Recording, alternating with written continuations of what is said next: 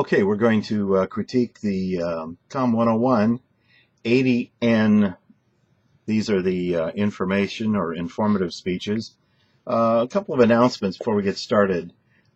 Sugary, I have no informative speech from you, nor do I have one from Voles, Ivan, Maudette, or Blink. No speech at all on the informative speech. That's not good, because if you fail to turn in a speech in this class, you fail the class. For the most part, the last three of those names I mentioned have also not been turning in discussion boards. If I eliminate the kind of the zeros in that, my biggest kind of comment is that you're not learning from what I say to you in these critiques.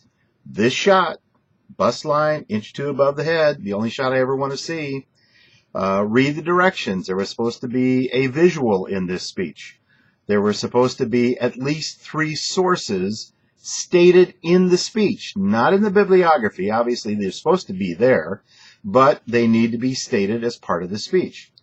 The other thing is that a fair number of you are still not labeling your speech outlines. There is a speaking outline and there is a preparation outline. You're making me guess what it is. In this particular speech, we have a lot of information on the organization. All of these rubrics, by the way, are in the Blackboard. You can go and look at these.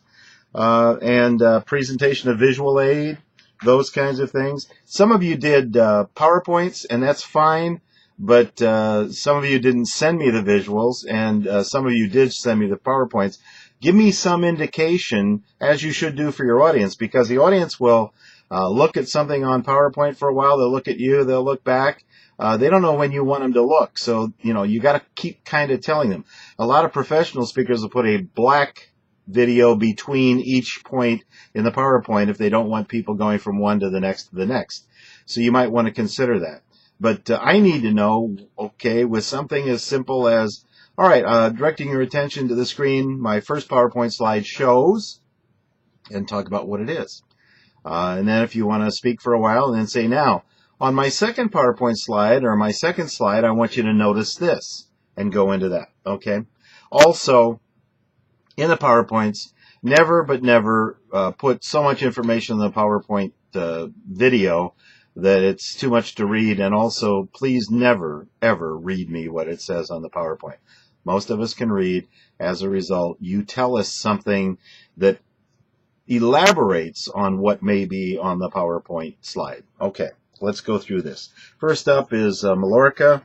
You have a very bright, shiny reflection on the door behind you.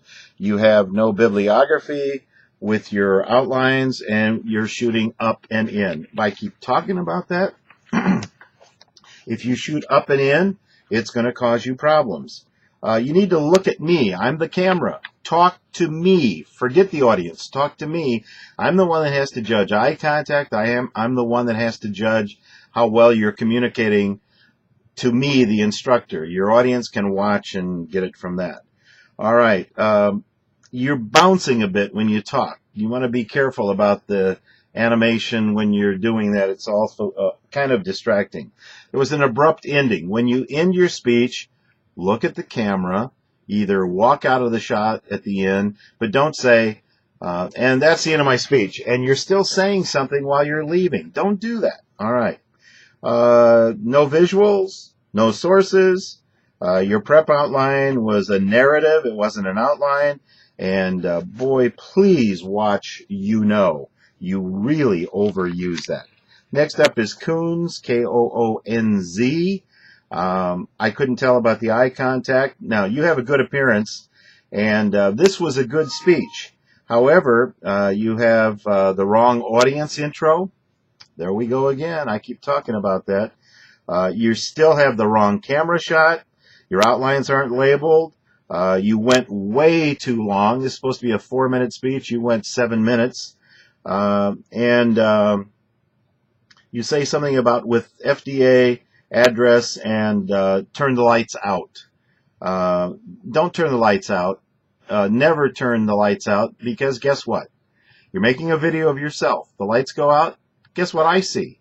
I see your visual. Send me the visual. I need to see you. It's you I'm judging, not the artisticness of your visuals. All right, your camera's in soft focus. You never adjust your lights in an online speech. You have the wrong shot. And you talk about the Hackney Gazette. Okay, that may be a citation, but where is the Hackney Gazette? Hackney, New Jersey, Hackney, New York, Hackney, California. Doesn't help if you don't tell us where it is.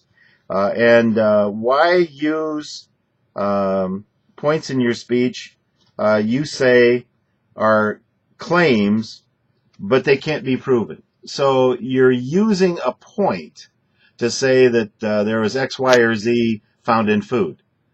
And then you have some variation of, now, we can't prove any of this, but they are claims. Well, you know what? If I want to have a newspaper report rumors and they're dumb enough to do it, that's fine.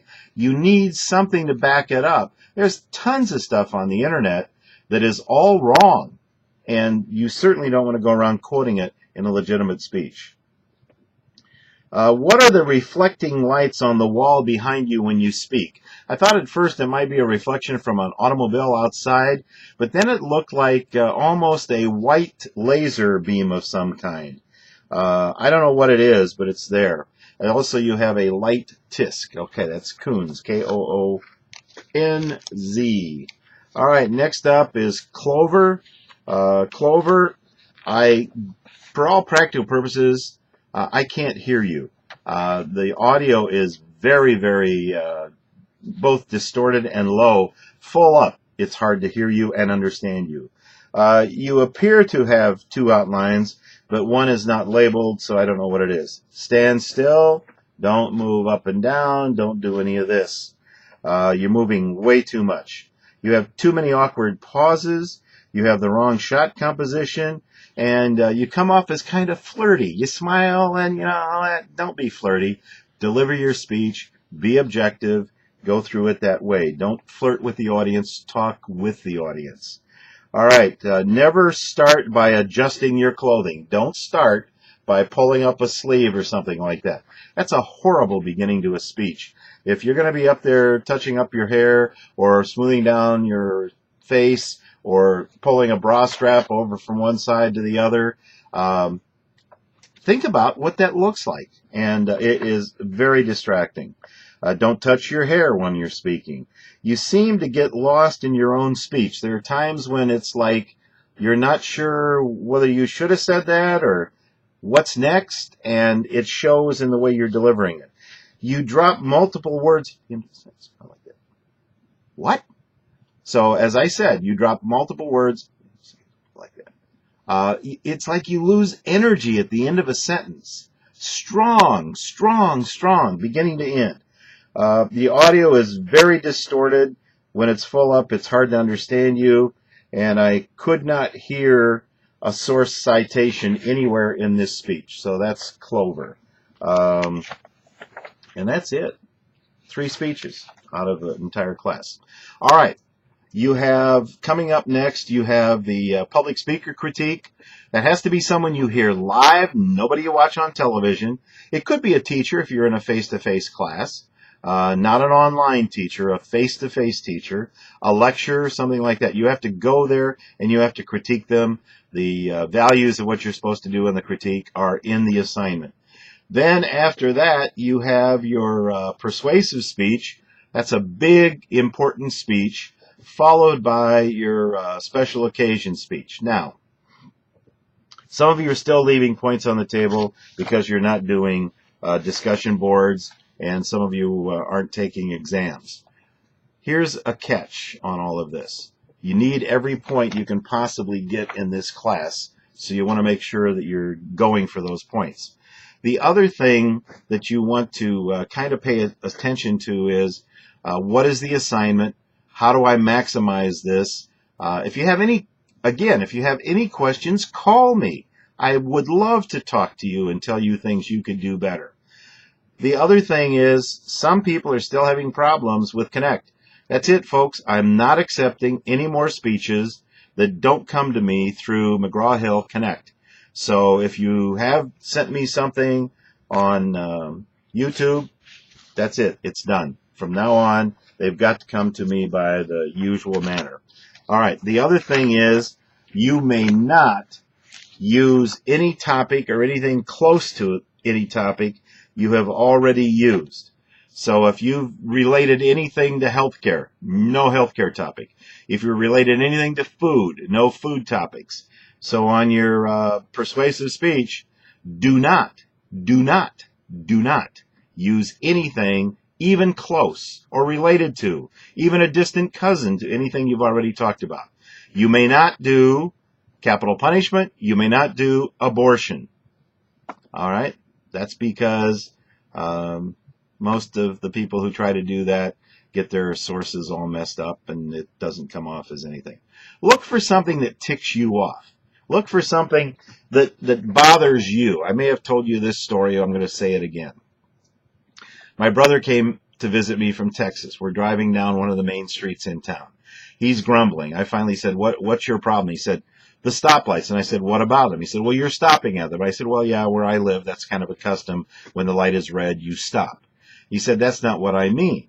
You're stopping, and you've stopped at like 5 or 6 stoplights in a row on this same street, and not one time has there been a car on either side to cross. He said in Texas, they determine what the main street is, the north-south one or the east-west one, and that has the right-of-way at all times until there's a car waiting to cross. And when a car is waiting to cross, that trips the light. He said, all those stoplights you stopped at, you were using gas just sitting there waiting.